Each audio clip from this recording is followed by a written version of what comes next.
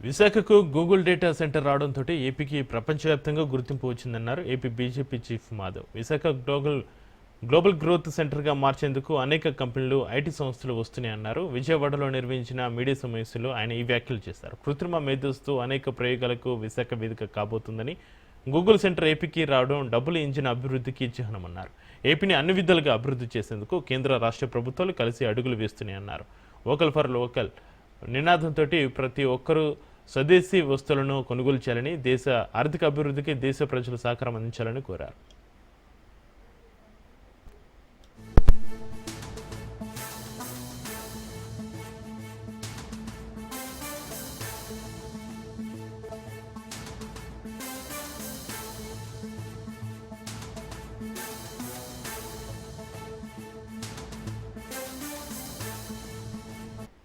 TDP నేతలు కాలకేళ్ల మహిళలపైన అత్యాచారాలు, హత్యలు చేస్తున్నారన్నారు వైసీపీ ఎమ్మెల్సీ వరదు కళ్యాణి. తిరులో టీడీపీ కౌన్సిలర్ మైనర్ బాలికపైన అత్యాచార యత్నం చేసిన వారిపైన హోంమంత్రి అనిత చర్యలు తీసుకోవడం లేదని ఆమె ఆరోపించారు. విద్యార్థినిపై అత్యాచారం చేయడాన్ని అడ్డుకున్న వ్యక్తిపై పోక్సో కేసు పెడతారా అంటూ ప్రశ్నించారు వరదు కళ్యాణి. ఈ ఘటనపై కేసు నీరు కార్చే ప్రయత్నం చేస్తున్నారు. అదేవిధంగా తుని మంత్రిగా ఉన్న పవన్ కళ్యాణ్ నియోజకవర్గంలో కల్తీ మద్యం తయారు చేస్తున్న వారంతా టీడీపీ నేతలని అన్నారు. మైనర్ బాలికను గురుకుల పాఠశాలలో, తుని రూరల్ గురుకుల పాఠశాలలో 8వ తరగతి చదువుతున్న బాలికను బయటికి తీసుకువెళ్ళి లైంగిక దాడి చేయడానికి ప్రయత్నించడం, అత్యాచార యత్నం చేయడానికి ప్రయత్నించడం నిజంగా చాలా దారుణం. టీడీపీ నాయకులు తీసుకుంటే ఈరోజు కీచకుల్లా వ్యవహరిస్తూ ఉన్నారు. తునిలో జరిగిన సంఘటన తీసుకుంటే గురుకుల పాఠశాలలో 8వ తరగతి చదువుతున్న బాలిక. అసలు గురుకుల పాఠశాలలో అమ్మాయిల్ని ఇలా ఎలా పంపిస్తున్నారు? ఈ కూటమి ప్రభుత్వంలో ఆడబిడ్డలకు రక్షణ లేదా? తీసుకుంటే సాక్షాత్తు మహిళా హోంమంత్రి, ఒక మహిళా హోంమంత్రిగా ఉన్న రాష్ట్రం, ఆమె సొంత నియోజకవర్గానికి పక్క నియోజకవర్గం, అందులో ఒక బాలికకి ఎలాంటి సంఘటన జరిగింది. ఆ నియోజకవర్గానికి ఎమ్మెల్యే కూడా ఒక మహిళ, పక్కనే ఉన్న నియోజకవర్గానికి కూడా ఎమ్మెల్యే మహిళ, చుట్టుపక్కలంతా మహిళలే ఎమ్మెల్యేలుగా ఉన్నారు, ఒక ఆమె హోమ్ మినిస్టర్గా ఉన్నారు. అయినా బాలికలకు రక్షణ లేదు. ఏం చేసినా బాలికల మీద అఘాయిత్యాలు చేసినా ఏం చెయ్యరు ఈ ప్రభుత్వం అని ధైర్యం తెలుగుదేశం పార్టీ నాయకులకి. చూస్తే పవన్ కళ్యాణ్ గారు మంత్రిగా ఉన్న సొంత జిల్లా, అలాగే జనసేన ఎంపీగా ఉన్న జిల్లాది. ఎంత దారుణమైన సంఘటనలు వినాల్సి వస్తుందో అసలు ఇవన్నీ చూస్తుంటే ఎలాంటి ప్రభుత్వంలో ఉన్నారా ప్రజలు అనేసి భయమేసే పరిస్థితి. మెడికల్ కాలేజీల ప్రైవేటీకరణకు వ్యతిరేకంగా వైసీపీ నిరసన ర్యాలీ చేపట్టనుంది. ఈ నెల 28 నుంచి అసెంబ్లీ నియోజకవర్గంలో నిరసనలు చేపట్టనున్న నేపథ్యంలో వైసీపీ నిరసన ర్యాలీ పోస్టర్ను పార్టీ కేంద్ర కార్యాలయంలో ఆవిష్కరించారు నేతలు. ఈ సందర్భంగా సజ్జల మాట్లాడుతూ కూటమి ప్రభుత్వం మెడికల్ కాలేజీలను ప్రైవేటు వ్యక్తులకు అప్పగించే ప్రయత్నం చేస్తుందని ఆరోపించారు. గత ప్రభుత్వ హయాంలో తీసుకొచ్చిన 11 మెడికల్ కాలేజీలను ప్రభుత్వమే నడపాలని డిమాండ్ చేశారు. ప్రైవేటీకరణపైన ప్రజల నుంచి తీవ్ర వ్యతిరేకత వ్యక్తమవుతుందని విమర్శించారు. కోటి సంతకాల సేకరణ ద్వారా ప్రజల అభిప్రాయాలను గవర్నర్కు అందిస్తామని చెప్పారు. అన్ని వర్గాల మద్దతు కూడగట్టుకుని ర్యాలీలు చేస్తామని స్పష్టం చేశారు సజ్జల. దుర్మార్గపు ఆలోచన చేసిన చంద్రబాబు కూటమి ప్రభుత్వానికి వ్యతిరేకంగా ఆ ప్రతిపాదనను ఇమ్మీడియట్గా ఉపసంహరించుకోవాలని, అలాగే జగన్మోహన్ రెడ్డి గారి హయాంలో మొదలుపెట్టిన 17 మెడికల్ కాలేజీలు పూర్తిగా ప్రభుత్వ రంగంలోనే కొనసాగాలని, ఈ డిమాండ్తో దీని గురించి ప్రజల్లో చైతన్యం తీసుకొచ్చి రాష్ట్ర వ్యాప్తంగా వ్యక్తం అవుతోందో అది సంతకాల రూపం, కోటి సంతకాలుగా తీసుకొని రాష్ట్ర గవర్నర్కు ప్రజల తాలూకు ఏదైతే అభిప్రాయం ఉందో బలంగా వినిపించాలని, ఒక సంతకాల సేకరణ ఏదైతే జరుగుతూ ఉంటుందో అదే సమయంలో ర్యాలీలు, ఈ వర్గాల నుంచి వచ్చే మద్దతును కూడగట్టుకుంటూ మేధావులు, విద్యార్థులు, యువకులు అందరినీ కలుపుకుంటూ భవిష్యత్ తరాలు ఎంత నష్టపోతాయో తెలిసే రకంగా ఓ పక్క ప్రచారం చేస్తూ ర్యాలీల రూపంలో ఎక్కడికక్కడ ఒక తేదీ పెట్టుకుని రాష్ట్రమంతా జరపాలని వైఎస్ఆర్ కాంగ్రెస్ పార్టీ నిర్ణయించుకున్న దాంట్లో భాగంగా ఇప్పటికే సంతకాల ఉద్యమం మొదలైంది. అన్ని నియోజకవర్గాల్లో కింది స్థాయి వరకు నాయకులు కదిలారు. చాలామంది స్వచ్ఛంద సంస్థలు, సివిల్ సొసైటీ అంటే వివిధ సంఘాలు, ప్రజా సంఘాలు వాళ్ళు కూడా పార్టిసిపేట్ చేస్తున్నారు. కాంగ్రెస్ అభ్యర్థి నవీన్ యాదవ్ నామినేషన్ పైన బీఆర్ఎస్ అభ్యంతరం వ్యక్తం చేస్తుంది. నిర్దేశిత కాలమ్స్లో వివరాలు నింపకుండా తప్పులు ఉన్నాయని రిటర్నింగ్ అధికారికి బీఆర్ఎస్ అభ్యర్థి మాగంటి సునీత ఫిర్యాదు చేశారు. దీంతో నవీన్ యాదవ్ నామినేషన్ అధికారులు పరిశీలిస్తున్నారు. ఇదే కారణంతో పలువురు ఇండిపెండెంట్ అభ్యర్థుల నామినేషన్లు తిరస్కరించారని బీఆర్ఎస్ తరపున న్యాయవాది రిటర్నింగ్ అధికారి దృష్టికి తెచ్చారు.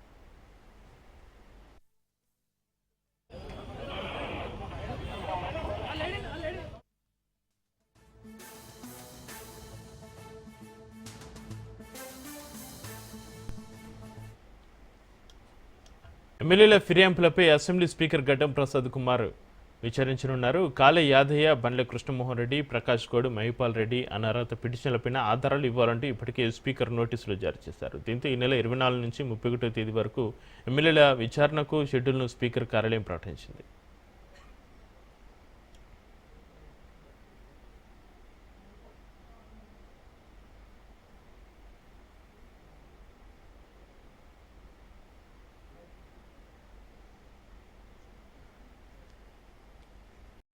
కాంగ్రెస్ పార్టీకి భారీ షాక్ తగిలింది. జూబ్లీహిల్స్ ఉప ఎన్నిక నేపథ్యంలో కాంగ్రెస్ అభ్యర్థి నవీన్ యాదవ్ తమ్ముడు గౌతమ్ యాదవ్ బీఆర్ఎస్ పార్టీలో చేరారు. దీంతో కాంగ్రెస్ పార్టీకి ఊహించని పరిణామం ఎదురైనట్లయింది. ఇప్పటికే బరిలో నిలిచిన నవీన్ యాదవ్ గెలుపు అవకాశాలు దూరం అయ్యాయంటూ బీఆర్ఎస్ వర్గాల్లో టాక్ వినిపిస్తుంది. జూబ్లీహిల్స్ బైపోల్లో గెలుపు తమదేనంటూ బీఆర్ఎస్ బలంగా నమ్ముతోంది.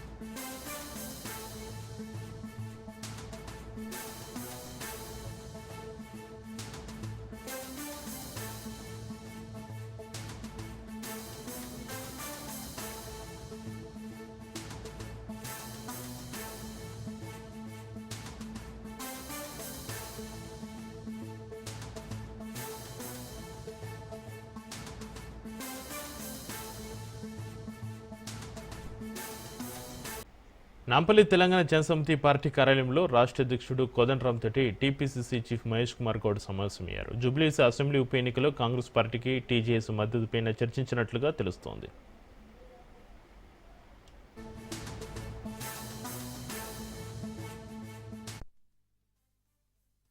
జూబ్లీహిల్స్ ఎన్నికల్లో వారి సంపూర్ణ మద్దతు మాకు కావాలని అది కోరటానికి వారికి విజ్ఞప్తి చేయడానికి నేను ఇక్కడ ఆఫీస్కి వచ్చినాను. ఈ యొక్క ప్రత్యేక పరిస్థితుల్లో జూబ్లీహిల్స్ ఎన్నిక జరుగుతూ ఉంది. అక్కడ ఉన్నటువంటి శాసనసభ చనిపోయిన ధర్మిల ఈ ఎన్నిక వచ్చింది.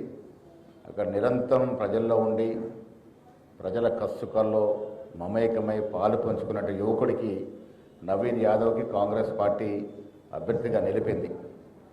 వారి అభ్యర్థితో తోడు రేవంత్ రెడ్డి గారి ప్రభుత్వం ఇస్తున్నటువంటి అభివృద్ధి సంక్షేమాలు ప్రజల్లో బాగా పోతూ ఉన్నాయి. సిపిఐ, సిపిఎం, టీజేఎస్ పార్టీల యొక్క మద్దతు, అదేవిధంగా ఎంఐఎం కూడా ఒక యువకుడిగా వారిని గెలిపించాలని చెప్పినటువంటి సందర్భం. సో వీరందరి మద్దతుతో పాటు ప్రభుత్వం ఇస్తున్నటువంటి అభివృద్ధి సంక్షేమం డెఫినెట్గా మా విజయానికి దోహదపడుతుంది. మిత్రపక్షాల మద్దతు, ప్రభుత్వ సంక్షేమం, అభివృద్ధి, యువకులైనటువంటి అభ్యర్థి అక్కడ కాంగ్రెస్ అభ్యర్థి కావడం, ఇవన్నీ ధర్మిలా కనీసం 50,000కు తగ్గకుండా జూబ్లీహిల్స్ నియోజకవర్గ సీటు కాంగ్రెస్ పార్టీ గెలుచుకుంటుంది.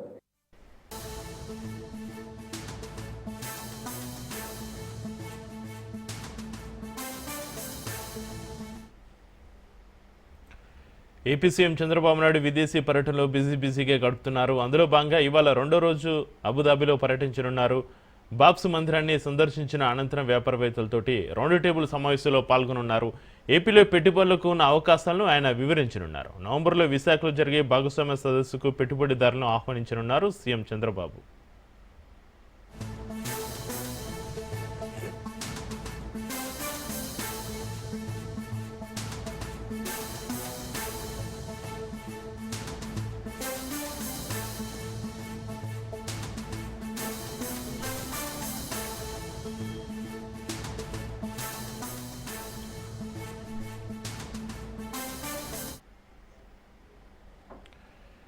ఏపీ సీఎం చంద్రబాబు నాయుడు విదేశీ పర్యటనలో బిజీగా గడుపుతున్నారు. అందులో భాగంగా ఇవాళ రెండో రోజు అబుదాబిలో పర్యటించనున్నారు. బాప్స్ మందిరాన్ని సందర్శించిన అనంతరం వ్యాపారవేత్తలతోటి రౌండ్ టేబుల్ సమావేశంలో పాల్గొనున్నారు. ఏపీలో పెట్టుబడులకు ఉన్న అవకాశాలను ఆయన వివరించనున్నారు. నవంబర్లో విశాఖలో జరిగే భాగస్వామ్య సదస్సుకు పెట్టుబడిదారులను ఆహ్వానించనున్నారు సీఎం చంద్రబాబు.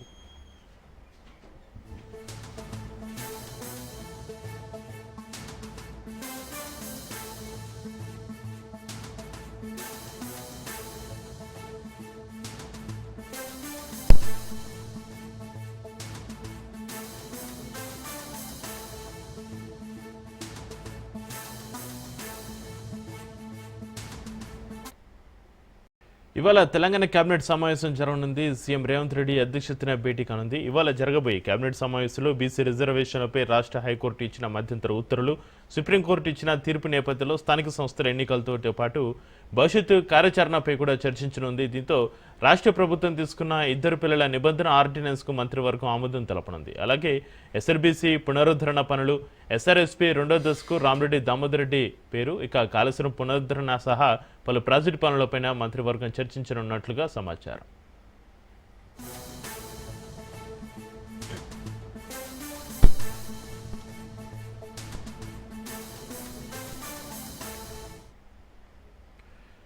ఇవాళ తెలంగాణ కేబినెట్ సమావేశం జరగనుంది. సీఎం రేవంత్ రెడ్డి అధ్యక్షతన భేటీ కానుంది. ఇవాళ జరగబోయే కేబినెట్ సమావేశంలో బీసీ రిజర్వేషన్లపై రాష్ట్ర హైకోర్టు ఇచ్చిన మధ్యంతర ఉత్తర్వులు, సుప్రీంకోర్టు ఇచ్చిన తీర్పు నేపథ్యంలో స్థానిక సంస్థల ఎన్నికలతో పాటు భవిష్యత్తు కార్యాచరణపై కూడా చర్చించనుంది. దీంతో రాష్ట్ర ప్రభుత్వం తీసుకున్న 2 పిల్లల నిబంధన ఆర్డినెన్స్కు మంత్రివర్గం ఆమోదం తెలపనుంది. అలాగే ఎస్ఎల్బీసీ పునరుద్ధరణ పనులు, ఎస్ఆర్ఎస్పీ రెండో దశకు రామిరెడ్డి దామోదర్ రెడ్డి పేరు, కాళేశ్వరం పునరుద్ధరణ సహా పలు ప్రాజెక్టు పనులపైన మంత్రివర్గం చర్చించనున్నట్లుగా సమాచారం.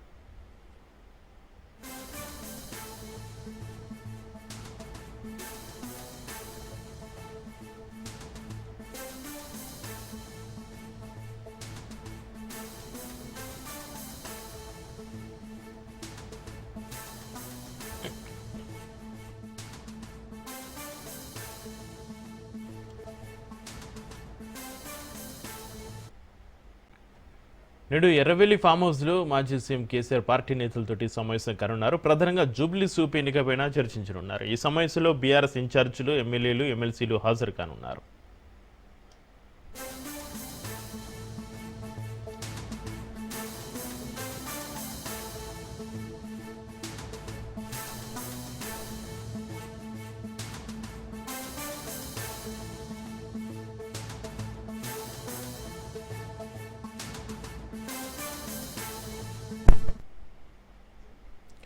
నేడు ఎర్రవెల్లి ఫామ్ హౌస్లో మాజీ సీఎం కేసీఆర్ పార్టీ నేతలతోటి సమావేశం కానున్నారు. ప్రధానంగా జూబ్లీ సూప్ ఎన్నికపై చర్చించనున్నారు. ఈ సమావేశంలో బీఆర్ఎస్ ఇన్ఛార్జీలు, ఎమ్మెల్యేలు, ఎమ్మెల్సీలు హాజరు కానున్నారు.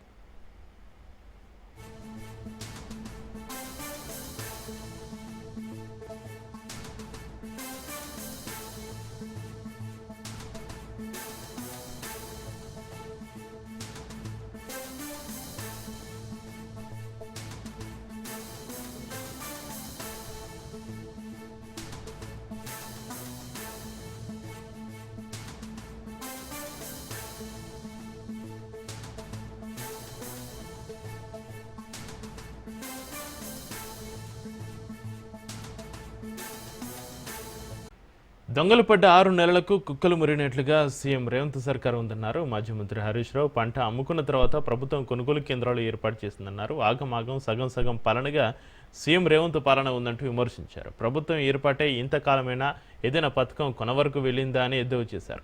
సిద్దిపేట వ్యవసాయ మార్కెట్ యార్డులో మొక్కజొన్నలు, వడ్ల కొనుగోలు కేంద్రాన్ని హరీష్ రావు ప్రారంభించారు.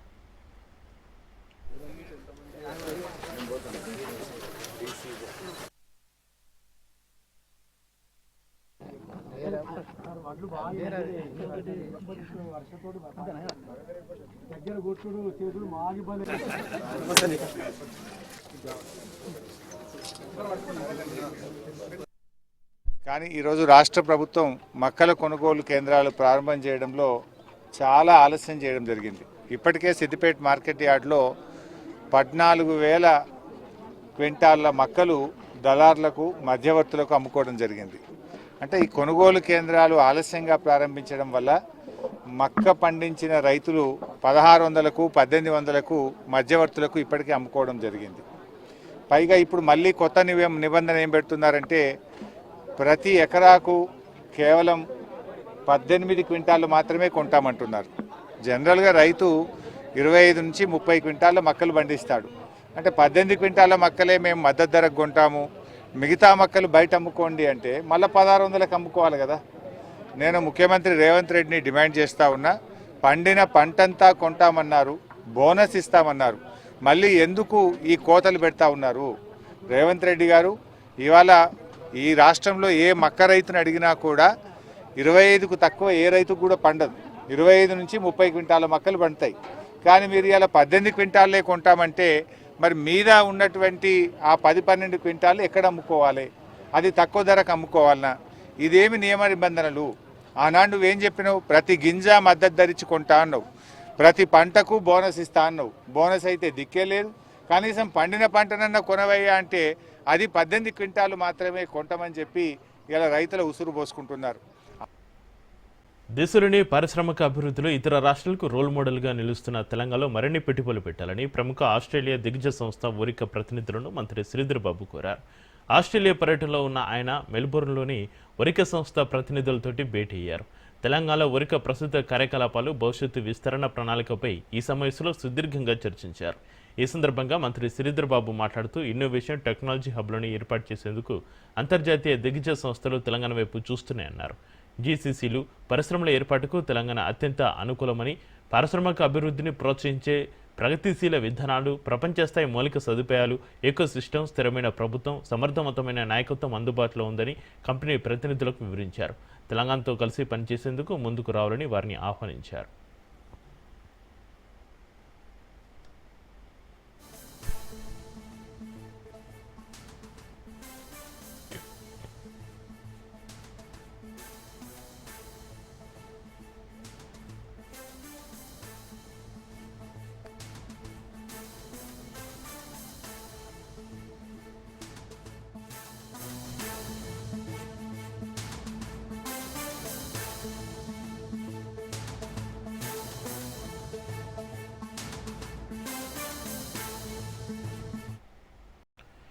కాంగ్రెస్ ప్రభుత్వంలో మద్యం పాలసీ చిచ్చు రేపుతోంది. మద్యం పాలసీ నియంత్రణలో ఉండాలని మునుగోడు ఎమ్మెల్యే రాజగోపాల్ రెడ్డి స్పష్టం చేస్తున్నారు. సాయంత్రం 4 గంటల నుంచి రాత్రి 9 గంటల వరకు వైన్ షాపులకు సమయం కేటాయించాలని, ప్రభుత్వానికి ప్రజారోగ్యమే ముఖ్యంగా ఉండాలని రాజగోపాల్ రెడ్డి గుర్తు చేస్తున్నారు. కాంగ్రెస్ మేనిఫెస్టోలో బెల్ట్ షాపులు లేకుండా చేస్తామని హామీ ఇచ్చామని, అందుకు అనుగుణంగానే మద్యం పాలసీ ఉండాలని రాజగోపాల్ రెడ్డి అంటున్నారు. మునుగోడు నియోజకవర్గంలో ఎవరు మద్యం దుకాణాలు దక్కించుకున్నా కూడా సాయంత్రం 4 గంటలకు వైన్ షాపులు ఓపెన్ చేసి రాత్రి 9 గంటలకు బంద్ చేయాలని రాజగోపాల్ రెడ్డి స్పష్టం చేస్తున్నారు. అయితే మునుగోడుకు ఒక పాలసీ, రాష్ట్రానికి మరో పాలసీ ఉండదని ప్రభుత్వం స్పష్టం చేస్తోంది.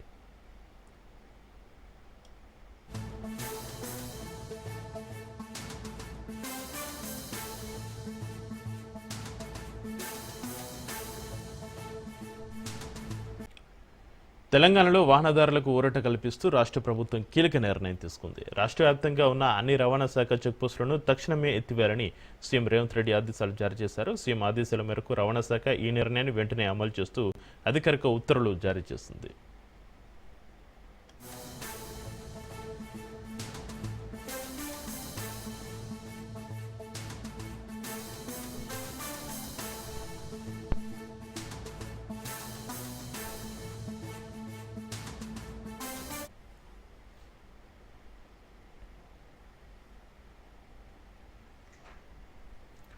రవాణా శాఖ కమిషనర్ జారీ చేసిన సర్క్యులర్ ప్రకారం 5 గంటల్లోగా రాష్ట్రంలోని అన్ని చెక్పోస్టుల కార్యకలాపాలను పూర్తిగా నిలిపివేయాలని జిల్లా రవాణా అధికారులు, డిప్యూటీ ట్రాన్స్పోర్ట్ కమిషనర్లను ఆదేశించారు. ఆగస్టు 28, 2025న విడుదలైన ప్రభుత్వ ఉత్తర్వు ప్రకారం ఈ చర్యలు తీసుకుంటున్నట్లుగా స్పష్టం చేశారు.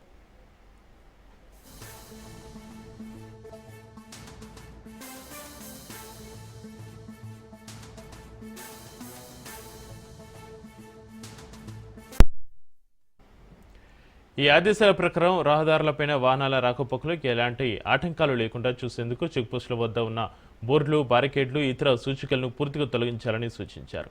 ఈ తొలగింపు ప్రక్రియను తప్పనిసరిగా వీడియో తీసి నివేదికతో పాటుగా ఉన్నతాధికారులకు పంపాలని స్పష్టం చేశారు.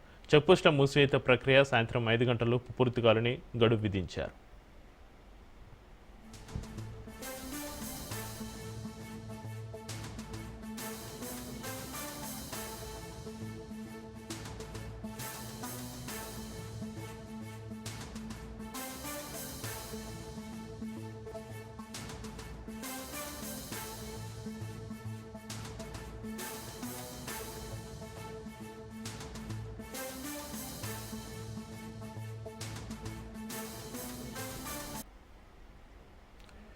ఇక ప్రస్తుతం చెక్పోస్టులలో పనిచేస్తున్న సిబ్బందిని వారి సంబంధిత జిల్లా రవాణా కార్యాలయాలకు పంపాలని ఉత్తర్వులు పేర్కొన్నారు. అదేవిధంగా చెక్పోస్టులలో ఉన్న ఫర్నిచర్, రికార్డులు, పరికరాలు, ఇతర వస్తువులను వెంటనే డిటిఓ కార్యాలయాలకు తరలించాలని తెలిపారు.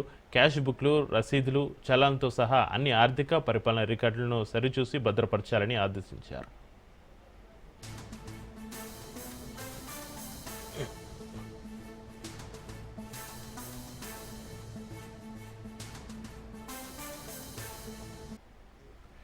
చెక్పోస్టుల మూసివేత సమాచారాన్ని వాహనదారులకు తెలియజేసేందుకు సంబంధిత ప్రాంతాల్లో పబ్లిక్ నోటీసులు ప్రదర్శించాలని కమిషనర్ సూచించారు. సిబ్బంది పునర్నియామకం, రికార్డుల తరలింపు, చెక్పోస్టుల పూర్తి మూసివేతపైన సమగ్ర నివేదికను నిన్న సాయంత్రం 5 గంటలలోపు తమ కార్యాలయానికి సమర్పించాలని కమిషనర్ స్పష్టం చేశారు.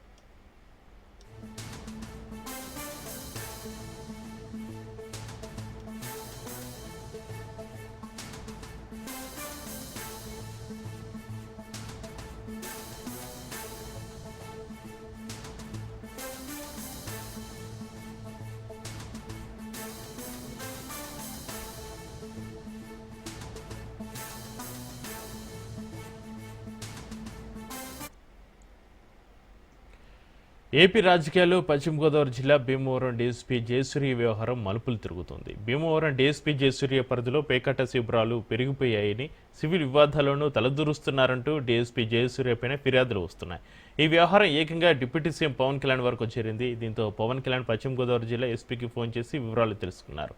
డీఎస్పీ జయసూర్య వ్యవహార శైలి మీద నివేదికను సమర్పించాలని పశ్చిమ గోదావరి జిల్లా ఎస్పీని పవన్ కళ్యాణ్ ఆదేశించారు.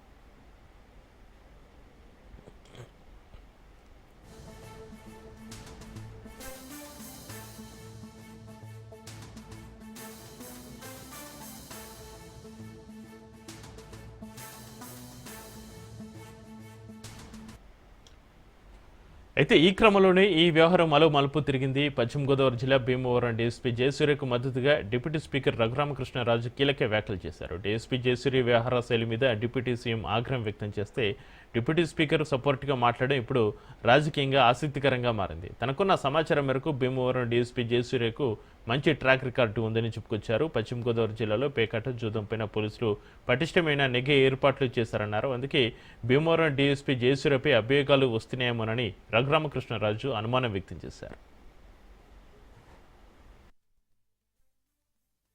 నేనైతే అతను మంచి ఆఫీసర్ అని చెప్పి నాకున్న నాలెడ్జ్ దృష్ట్యా, ఎందుకంటే అబ్జర్వ్ చేస్తాను కాబట్టి నాకున్న ఇన్ఫర్మేషన్ ప్రకారం అతను మంచి ఆఫీసర్ అని నాకున్న రిపోర్టు. మా జిల్లాలో, గోదావరి జిల్లాలో ఎవరు పడితే ఇంట్లోనే ఎక్కడో ఆడేస్తూ ఉంటారు. చాలా స్ట్రిక్ట్ గా ఎన్ఫోర్స్మెంట్ అయితే గత 2-3 నెలలుగా జరుగుతుంది. అందుకనే ఏదో తుఫాన్ వస్తే తుఫాన్ షెల్టర్కి వెళ్ళినట్టు చాలా మంది గోవాకి, శ్రీలంకకి వెళ్ళిపోతున్నారు. వీటికి ఖచ్చితంగా పేకాట మీద గవర్నమెంట్ ఉక్కుపాదం అవుతుంది. సో జూదం అనేది గత కొద్ది మాసాలుగా గవర్నమెంట్ ఉక్కుపాదం, పోలీస్ డిపార్ట్మెంట్, ఎస్పీ గారు ఉక్కుపాదం పెట్టిన తర్వాత భీమవరమే కాదు ఆ చుట్టుపక్కల ప్రాంతాలు, చుట్టుపక్కల జిల్లాలు ఎక్కడా కూడా పేకాట అనేది జరగట్ల.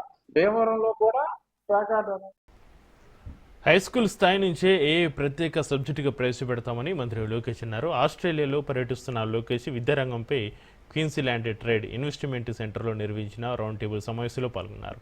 ఏపీ యూనివర్సిటీలతో కలిసి జాయింట్ డిగ్రీ ప్రోగ్రాంలు ప్రారంభించాలని, స్టెమ్, ఏఐ, రెన్యూవబుల్ ఎనర్జీపైన నైపుణ్య అభివృద్ధికి సహకారం అందించాలని కోరారు.